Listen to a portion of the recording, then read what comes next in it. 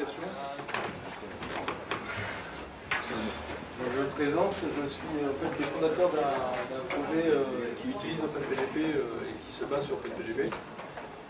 OpenPGP, c'est quoi? C'est un standard de cryptographie qui est utilisé pour authentifier, chiffrer et signer. À l'origine, c'était essentiellement des emails. On peut s'en servir désormais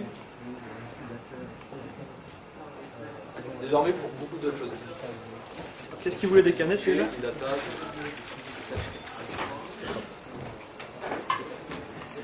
Je vais lancer, j'attends qu'il y ait un petit truc qui s'affiche. Et sinon, je vais répéter.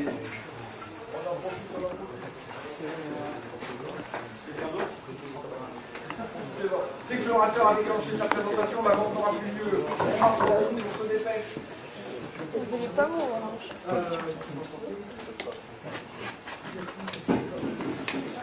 Désolé. Ah oui, le cas de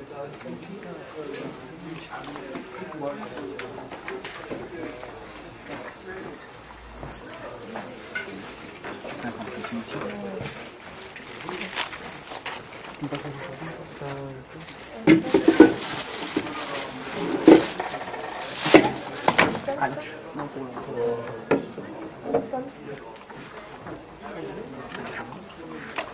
simplement aller vite sur le wiki. Je mets mon mobile contre les deux livres dedans.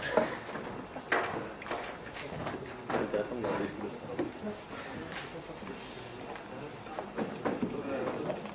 Alors oui, c'est l'outil de bonité dans lequel allez, on va faire ça.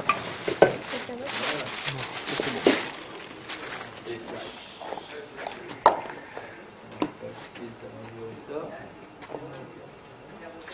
On prend de vidéoprojecteur ou de...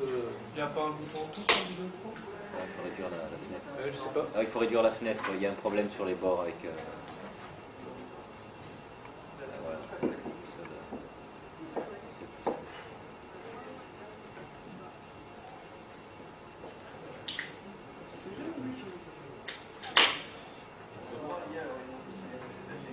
Le petit truc là, c'est notre discussion, celui que j'appuie sur directement. Il y a le lien.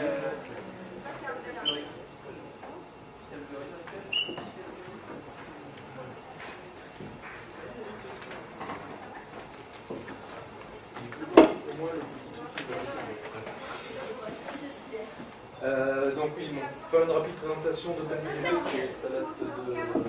ça a débuté en 1991 avec Philippe Zimmermann, qui a mis au point un système pour que les gens puissent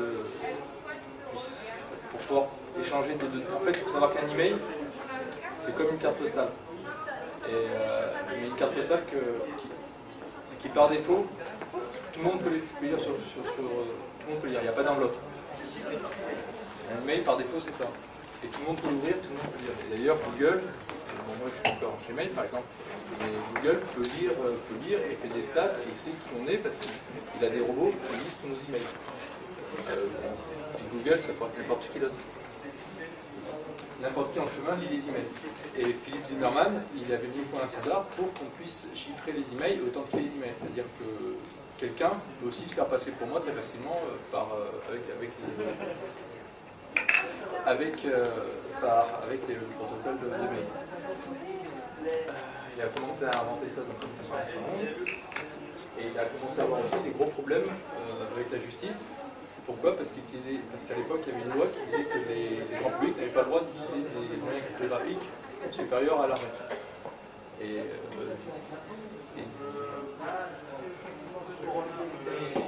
Donc bon, il y a eu pour ça aussi des problèmes avec la justice. Et celui qui l'a défendu, c'est, pour la petite histoire, c'est Eben Mugan, qui est actuellement le numéro 1 de la FSF.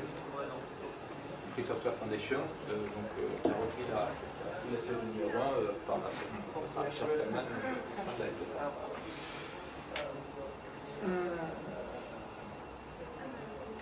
Voilà.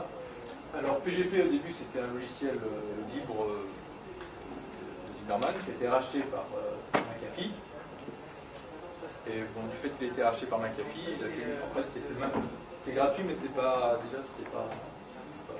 libre. Et ensuite c'était devenu une bêtise, c'était libre. Et ensuite c'était devenu carrément même plus libre, de plusieurs rachats par McAfee. Et Et donc il fallait trouver une alternative à PGP. D'autant plus que par exemple que PGP c'était vraiment localisé aux États-Unis. Il y a même eu à l'époque du logiciel, des failles volontaires dans PGP poussées par le gouvernement américain.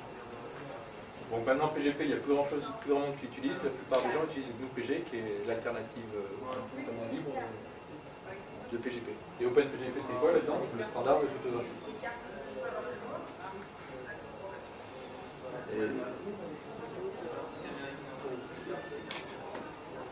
Pour la petite histoire, donc, il est décrit dans plusieurs RFC. Donc, les RFC, c'est des documents qui sont des documents texte bateau qui décrivent pas mal de choses de fonctionnement sur Internet. Ensuite, il y a une norme IETF, il y a d'autres normes, mais Internet est construit grâce aux normes RFC. C'est là qu'on trouve les plus grandes richesses. En même temps, la tech, mais en texte brut. Avec du codage, même pas avec un vieux codage US ASCII. Format ouvert, mais de. Alors oui, s'il y avait des mots qui... Bon là j'ai peut-être noyé toute la moitié de la population avec du vocabulaire que vous ne comprenez pas.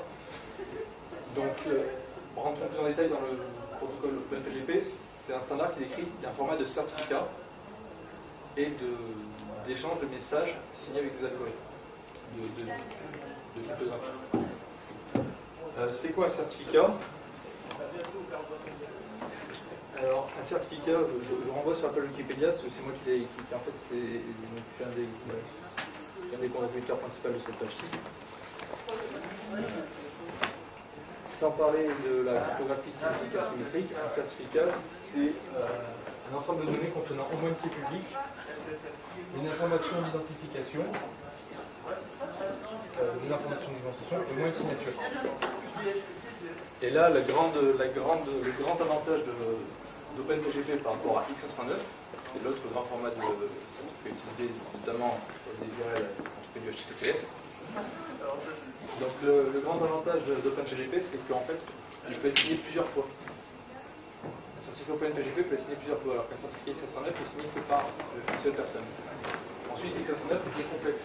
Dans X509, il y a au niveau des données d'identification, il faut entrer plein de choses complexes qui peuvent être complètement abscons. Déjà, au début, c'était fait pour une société, donc il fallait pour des sociétés américaines. Donc il fallait rentrer l'État, le nom de la société, le numéro IBAN de la société. Enfin, c'était appliqué qu'à un truc spécifique. Bon. Ensuite, du coup, ils ont rajouté plein de champs. Et tous ces champs, quand on reçoit sur un site APGP, on peut voir le certificat. Et on a plein de champs. Et il y a des champs qui je veux dire, plus ou moins. Il y a plein de champs qui sont prédéfinis, et ensuite les gens mettent ce qu'ils veulent dedans. Plus ou moins ce qu'ils veulent, sachant qu'il y a des auto-certifications qui doivent vérifier ces données-là et qui les signent. Et ces auto-certifications, est-ce que moi, on les connaît? Comment est-ce qu'ils protègent leurs clés? Ça, on ne le sait pas. Donc il y a eu pas mal de problèmes, donc, même sur les sites web, qui se sont fait voler leurs certificats. Enfin, des signes d'auto-certification qui se sont fait voler les clés maîtres, et du coup qui permettaient à des gens de se faire passer pour SNCF.com, pour une banque, ou pour des choses comme ça. OpenPGP.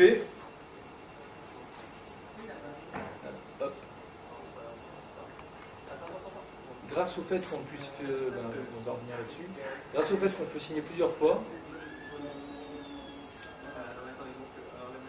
pas trop, on peut construire des toiles de confiance. C'est-à-dire qu'une toile de confiance par rapport, excusez-moi, c'est la première fois que je suis. Là, je vais sur le site de GNU-TLS, qui est une bouche pour utiliser le protocole TLS, qui est le même protocole qu'on utilise quand on fait du HTTPS. Une question qui montre un petit diagramme juste, qui nous montre donc, le principe même des protocoles des modèles de confiance appliqués au certificat X509, où à chaque fois il y a un nœud principal qui détermine la sécurité de tout le reste de l'arme.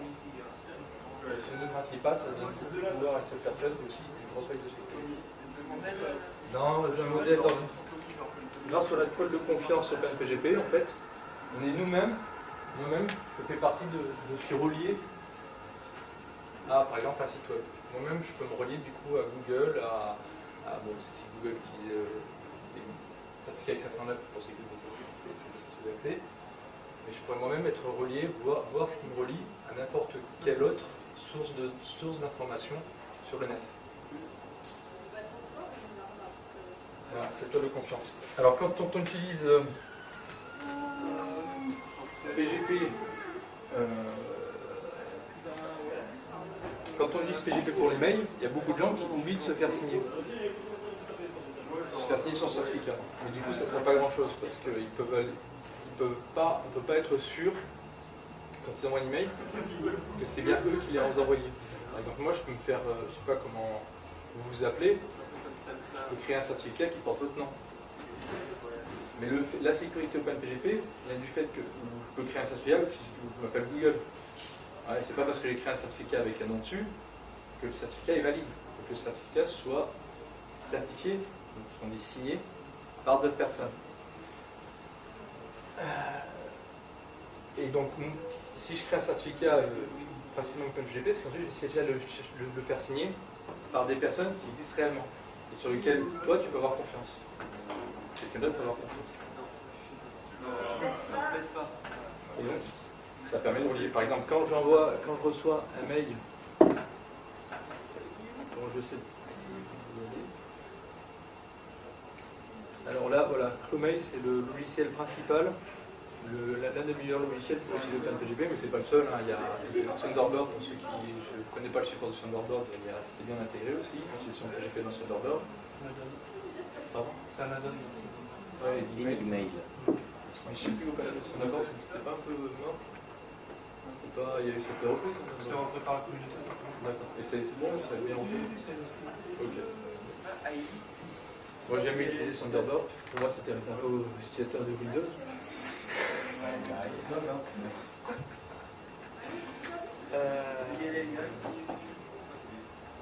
Donc, oui, il y a Clomail.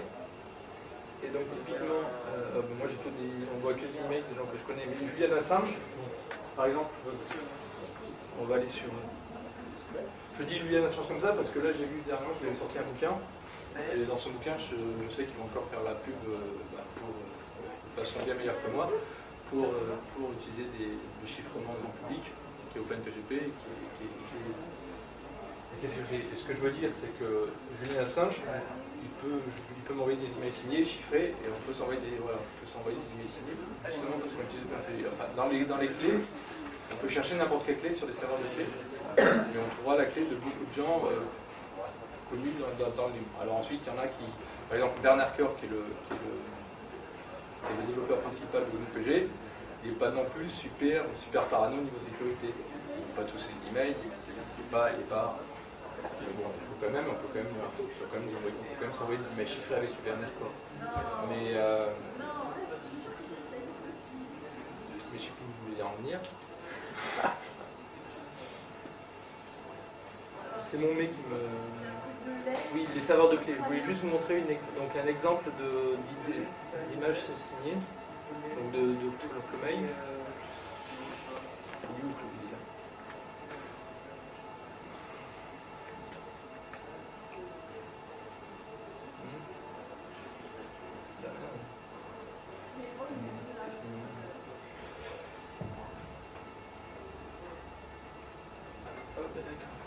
Bon, avant j'utilisais Sylphid, c'est pour ça que j'ai passé à Clos, qui était un fork de Sylphid.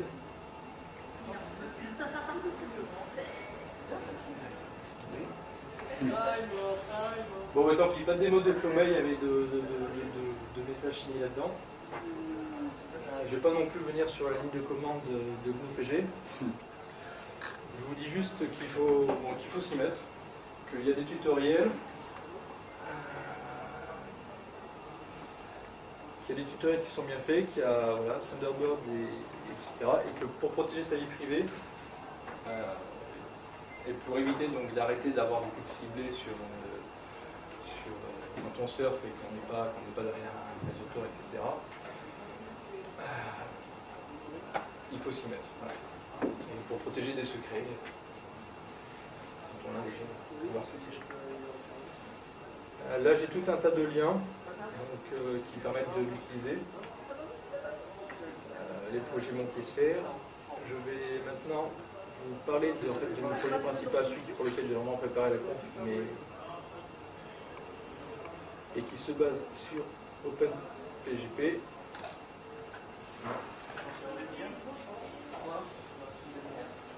Non, mais c'est OpenIDC. je l'ai sonné tout à l'heure, mais je n'ai pas compris.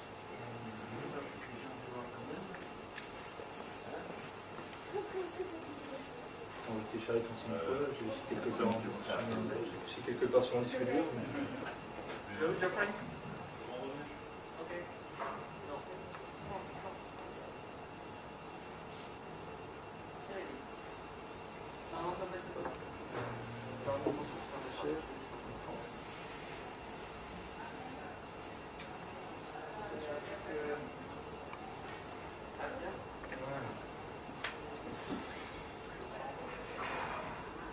Donc en fait, moi je voulais vous parler d'OpenPGP parce que c'est pas assez utilisé, mais là j'ai pas réussi à faire la pub. Et maintenant je vais vous parler d'OpenIDC, qui est le projet, une des applications d'OpenPGP. Donc OpenPGP, je dis, ça sert à envoyer des signes chez mail, ça sert aussi à faire du HTTPS, même si c'est encore expérimental, et ça sert même à faire du SSH. Tout ça, pour rentrer là-dedans, il y a la porte d'entrée, c'est le projet Montpellier. Et l'UTLS. Le projet OpenIDC, en gros, l'objectif c'est de faire mieux que Bitcoin. Donc Bitcoin, est-ce qu'il y en a qui ont déjà entendu parler de Bitcoin dans la salle? Voilà. Bitcoin, c'est une monnaie alternative qui a aussi le principal avantage d'être décentralisé.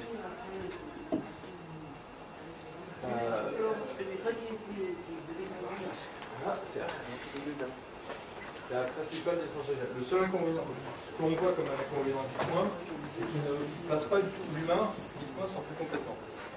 Il ne considère pas du tout les hommes dans son système, c'est un système de machines, basé sur ce qu'on appelle la preuve de travail, c'est-à-dire le calcul machine. Et en gros, la personne qui a le plus de machines, pour la création monétaire le plus riche, et même si une majorité de gens avec une mauvaise volonté arrivent à détenir la majorité du réseau, ben, le système Bitcoin s'effondre complètement. Il a aussi pas mal de problèmes de performance, sachant qu'une transaction doit passer par tous les nœuds du réseau. Aussi, il est coûteux en CPU sur les nœuds qui sont utilisés. Il y a une hiérarchie vraiment à plat, c'est un avantage, mais c'est aussi un inconvénient côté performance. Bitcoin, lui, grâce à OpenIDC, lui, grâce à OpenPGP, peut se baser sur les individus. Et du coup, permet d'appliquer ce qu'on appelle le dividende monétaire universel. Alors, le dividende monétaire universel, c'est quoi? En gros, c'est faire de la monnaie libre. Il faut savoir que la monnaie, là je ne vais pas faire mon Stéphane Laborde, mais on peut faire une analogie entre ceux qui connaissent Stéphane Laborde, c'est l'auteur de l'APL. La monnaie, actuellement, est émise par des points de centralisation qui sont les banques. Et c'est elles qui créent la monnaie dont on utilise tous les jours, c'est pas l'État. Bitcoin, déjà, permet de créer la monnaie sur la puissance CPU indépendamment, avec pas de centre spatial, juste un centre de puissance CPU. Et OpenIDC permet de créer la monnaie sur la base des individus. Et du coup, de perdre cette notion de monnaie dette. Voilà. Où est-ce que je suis passé?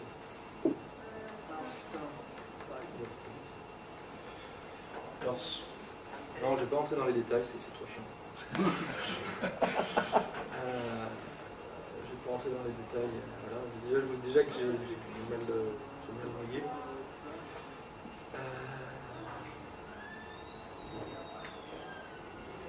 Voilà, juste, bon. Oui, c'est pour toi, monsieur. Bonsoir. Justement, pour entrer dans OpenIDC, il faut déjà avoir un certificat OpenPGP. Et il faut être reconnu par la communauté pour éviter la triche. Donc c'est pour ça que plus les gens utiliseront OpenPGP, les gens qui utilisent déjà OpenPGP peuvent utiliser OpenIDC. Quand je suis en OpenIDC, c'est quand même un étalon millionnaire. On est plusieurs développeurs, on a évidemment une diffusion ouverte à tous. On a un compte GitHub, on a un chat Jabber. Sur lequel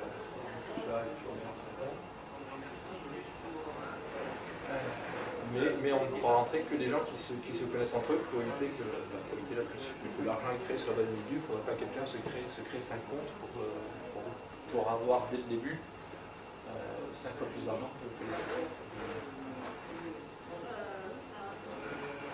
Ouais. Donc finalement, je fais loin des 50 minutes, donc je vais peut-être passer les questions, là où je serai peut-être un peu plus fort que cette présentation qui était lamentable. UDC, ça veut dire quoi? Alors, UDC, ça veut dire Universal Dividend Currency. D'accord. Du coup, avec OpenUDC, c'est plus anonyme du tout. Non. Enfin, l'anonyme, au début, on cherchait à faire anonyme, mais en fin de compte, l'anonymat, ça pourra toujours venir ensuite. Typiquement, les comptes en banque, quand on voit, il est beaucoup plus facile de faire de l'obfuscation après coup que de faire un système clair dès le début. Donc, je veux dire, ça sera toujours possible de trouver un tiers qui fasse les transactions en temps long et qui prenne la responsabilité et pour faire de l'anonymat. Je pensais surtout par rapport aux différences avec le Bitcoin. Oui, par rapport aux différences avec Bitcoin. Le Bitcoin, d'ailleurs, c'est aussi un problème. L'anonymat dans Bitcoin est un problème, justement, pour l'échange avec les monnaies réelles et pour les systèmes pour faire un système à la PayPal, etc. Pour pouvoir faire un PayPal avec des Bitcoins. C'est un problème, l'anonymat, parce que du coup, on ne peut plus retrouver l'acheteur et c'est donc plus facile de faire des arnaques. Alors, sur l'anonymat, c'est à la fois, voilà. L'anonymat n'est jamais d'ailleurs tout blanc ou tout noir. Enfin, c'est jamais du 0 ou du 100%. Bitcoin, c'est vrai que c'est un haut niveau et ça pose problème. Au bas niveau, il y a d'autres problèmes. Nous, voilà, on sait que dans tous les cas, il faut toujours trouver des solutions pour baisser ou monter le niveau. Pour Bitcoin, ils ont fait un haut niveau d'anonymat. Du coup, il faut qu'on cherche des solutions pour baisser le niveau d'anonymat pour faire des plateformes d'échange de marché. Nous, c'est le contraire. On met un niveau bas, c'est vrai, et ensuite, plus tard, on trouvera des solutions pour les gens qui ne veulent pas voir qu'il y a comment. Il y a combien d'utilisateurs avec le système? Alors pour l'instant, il y a une quinzaine d'inscrits. Alors quand je dis une quinzaine d'inscrits, c'est-à-dire une quinzaine de gens qui ont fait la démarche de créer leur compte OpenPGP et de se mettre sur les premiers serveurs de test, qui pour l'instant, en termes, il y a logué en eux, donc sur redondance, donc ils ne vont pas être centralisés sans aucune hiérarchie. Pour l'instant, il n'y en a qu'un. Qui ne gère pas encore l'échange, qui commence à gérer la création unitaire. Enfin, les interfaces sont là, mais ça ne marche pas encore très bien. C'est quoi ce serveur? Je l'ai recodé à partir de 0, donc c'est un serveur web qui fait aussi serveur de clé OpenPGP et qui du coup gère les personnes et gère les fonctionnalités d'échange et de répartition. C'est des systèmes lourds. Bon, ensuite, les gens sur la mailing list en soi, des gens qui s'intéressent au projet, il y en a beaucoup plus. Ça compte pas. Les gens qui ont vraiment fait la démarche de créer leur compte OpenPGP sur le serveur, on peut le voir. Les tests, on doit être une quinzaine. Voilà, c'est mon petit serveur perso pour l'instant, sachant que bon, une personne on va mettre ensuite sur le serveur officiel. Ça.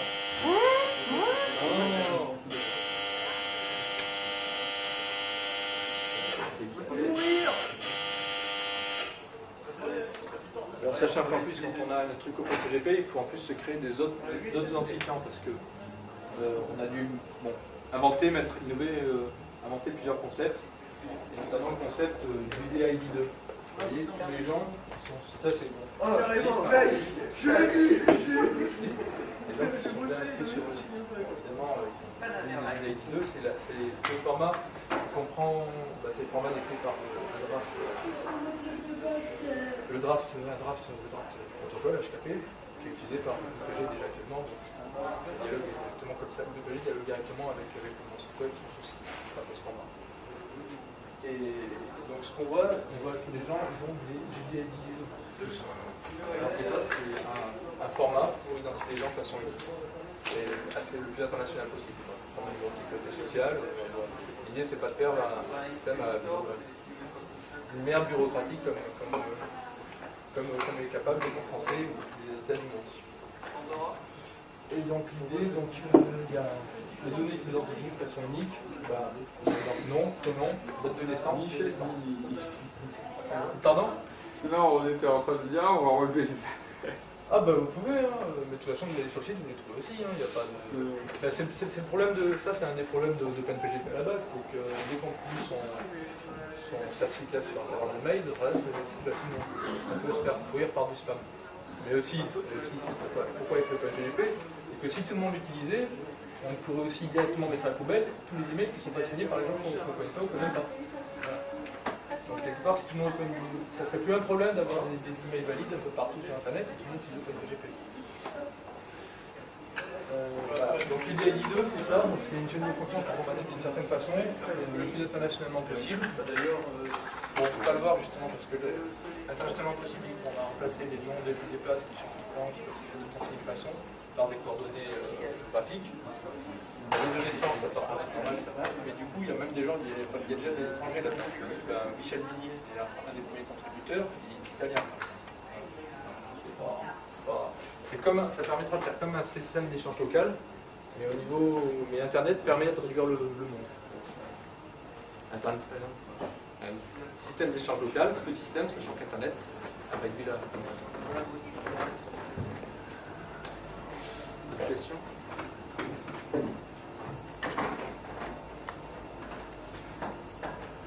Alors ensuite, je peux parler de PHTPD, de l'EUD, voilà, des noms des logiciels utilisés. On a un client pour l'instant qui a remis de commande et un nœud qui est un serveur HTTP avec des fonctionnalités en plus, comme on voit ici, fonctionnalités de serveur d'objets OpenPGP. La chose que je peux vous encourager à faire, c'est de vous mettre OpenPGP, de commencer à signer, chiffrer vos emails. Et vous serez prêt pour OpenIDC si jamais vous voudrez un jour utiliser OpenIDC. C'est-à-dire utiliser une monnaie qui respecte l'individu. OpenIDC, c'est qu'un protocole de monnaie aussi, je veux dire, c'est qu'un protocole. C'est-à-dire qu'en fait, ensuite on définit un serveur, mais la monnaie, on la définit par rapport à une communauté. On pourrait très bien avoir plusieurs monnaies OpenIDC. En conclusion, avant la fin de ta présentation, tu pourrais nous parler un petit peu plus de philosophie sur les monnaies? Ah ouais, ce que tu appelles une monnaie qui respecte l'individu, etc. C'est une monnaie où certains n'ont pas pour l'instant les banquiers, tout le monde veut être banquier parce qu'ils ont le privilège de créer de l'argent. Le système, bon, je vais revenir sur le système bancaire, c'est le fait des. Donc, typiquement, je vais revenir sur ce slide-là.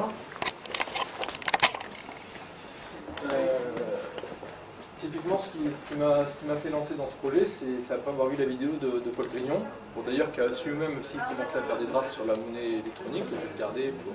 Voilà. Mais parce que les drafts, d'ailleurs, je trouve semblé, ça n'a pas l'air d'avancer.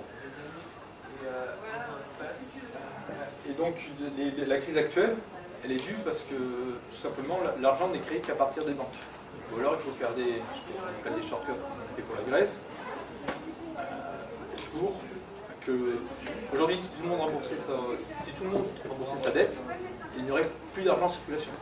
On pourrait même plus, il n'y aurait plus du tout d'argent en circulation. Et le fait même, donc, vu que la dette est prise, les intérêts sont pris à chaque fois qu'on demande un prêt, on crée de l'argent, et les intérêts sont pris sur l'argent d'avant. Et du coup, les banquiers, à terme, si on respecte leur loi, c'est-à-dire que si tout le monde rembourse ses dettes, ils s'accapareront toutes les richesses du monde, tout le capital du monde. Enfin, tout l'argent, tout le capital. C'est des choses différentes. On ne peut pas mélanger. Alors, quand on dit richesse aussi, il faut définir richesse. Qu'est-ce que c'est la richesse? Là, on a parlé des biens communs, etc. Du fait que le Linux, on ne mesurait pas. Est-ce que la richesse, c'est que l'argent? Ou est-ce que c'est autre chose? C'est vrai que non. Mais ce que je veux dire, c'est oui, au moins le capital, le système actuel fait que si tout le monde respecte les règles du jeu, c'est-à-dire que si tout le monde rembourse, à terme, le système bancaire s'accapare tout le capital au moins chiffrables du monde. Et c'est pour ça que les logiciels libres sont sous forme de résistance, puisque ça devient de la valeur non capitalisée, enfin en valeur non capitale pour les banques. Mais on a tous besoin de se nourrir, voilà, de manger, de s'habiller, de se chauffer. Et le problème, qu'on utilise encore une monnaie privatrice. Et tant qu'on utilisera une monnaie privatrice, on sera toujours en fait, des serviteurs des puissances.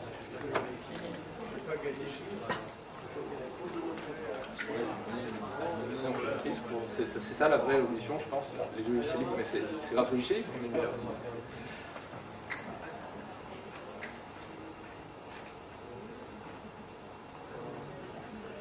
Alors tu penses que ça va résoudre la crise en Europe ou ça va là? Non, je ne suis pas non plus. Non, je peux dire ça, mais. Non, mais c'est un truc très long. On est dans un processus. Dernière minute. Dans un processus très long. Et oui, à terme, mais enfin, s'il y avait ça dès le début, ça n'aurait pas eu de crise en Europe. Oui, ça, je pense bien. Mais parce que c'est. Voilà, vous n'avez pas de faire ce que j'ai fait, donc vu le temps, on attend. Une question là-bas?